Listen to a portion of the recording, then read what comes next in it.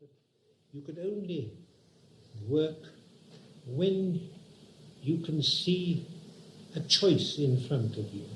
If you can't see any choice, then you're under the action of one force only, and you're bound to go along with that force, either of positive doing or negative refusing to do. But when you see in front of you two things, then you're able to choose. For example, if you see in front of you something which is looking for some good reason for not going to the movements, and the knowledge also that after all the movements are here as part of the whole program of work, and you say, well, I choose at this moment to go to the movements. This is a choice. This is a work, an act of work.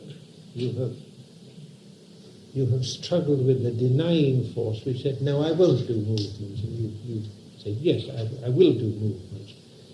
Then you find yourself in the movements. Now a new situation arises where you find yourself filled with negativity, and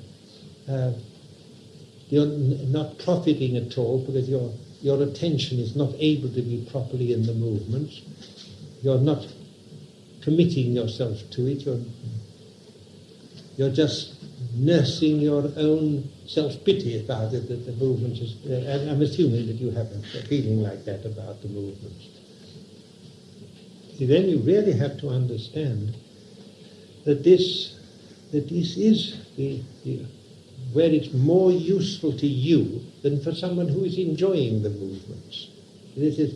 I don't know how to get this point over, that you in fact, if you do the movements and you bring yourself to do them conscientiously with this feeling of revolt against them, this means that you are making a positive decision in yourself.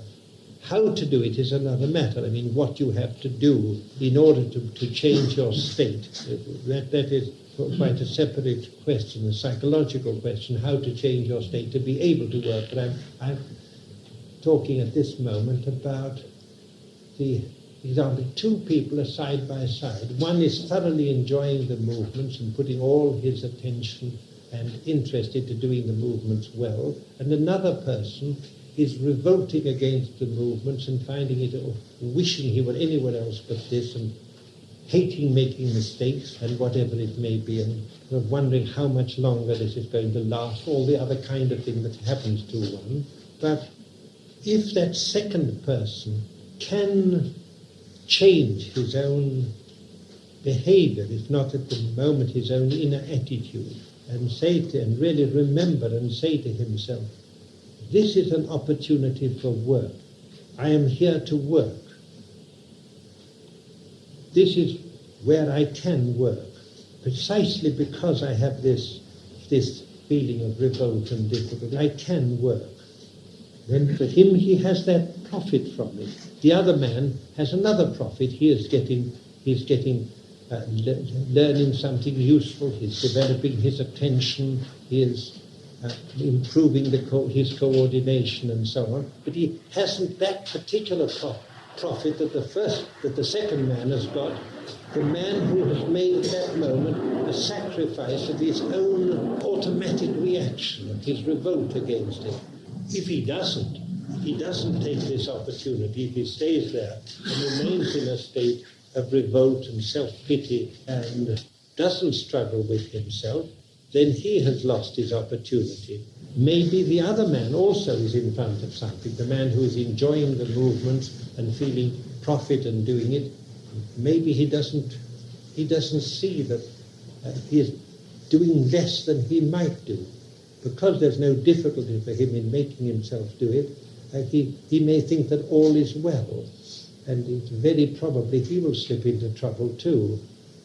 But this is another matter.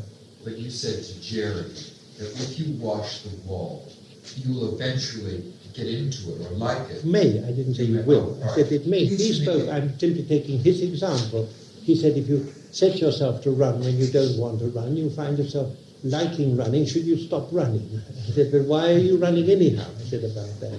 And the whole point is that at the moment of choice, of decision, when you say, I will go and wash the wall, or I will go and do the movements, at that moment something has happened. At that moment something has been transformed in you and has entered into your being. It's the moment when you say, I'll do this and not do that. That is the moment when something happens.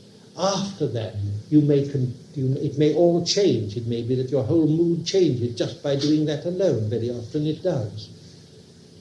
But the gain has been gained. It's the moment when you say, I'll do this and not that, was the moment of gain, the moment of work. Now, what was it you were after? Well, because I tend to feel that you assume that it will get better. I don't. By going to the movements, it doesn't get better. It gets worse for me. I hate it more by saying it. I'm more bored. Of course, I was assuming that this is how it was, and that therefore in this case, you have to find something, how to make yourself work at the movements in a positive way. This is a separate problem. And if you have a problem of this kind, if you find that something is persistently producing this negative reaction in you, then you have to get hold of somebody to tell you how to deal with it, because this is separate. When one finds that there is a persistently negative response to some challenge, and that one, as you say, one gets more bored and one hates it more and more, then one must say, well, there's something in me which is not free in front of this. How am I going to do something about it? But you have to have help. Yes, you do. Yes. And you're entitled to help when you need it.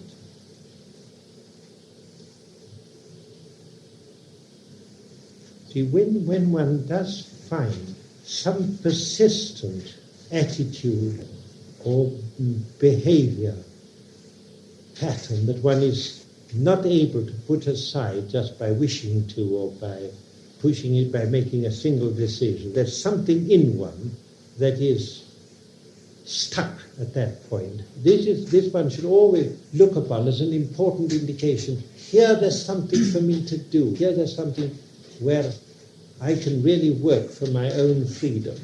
And especially when it has this quality that you show here of real revolt. Revolt is a real indication of an opportunity. You know how it says sources of divine rejoicings, revolts and suffering. It is the revolt which is really something where the hardest thing of all in work is to work against something one revolts at the moment and at the time of feeling revolt in oneself, because the revolt is the total state of the denying force in us. It's not merely I can't and I don't want to, but that I don't even want to.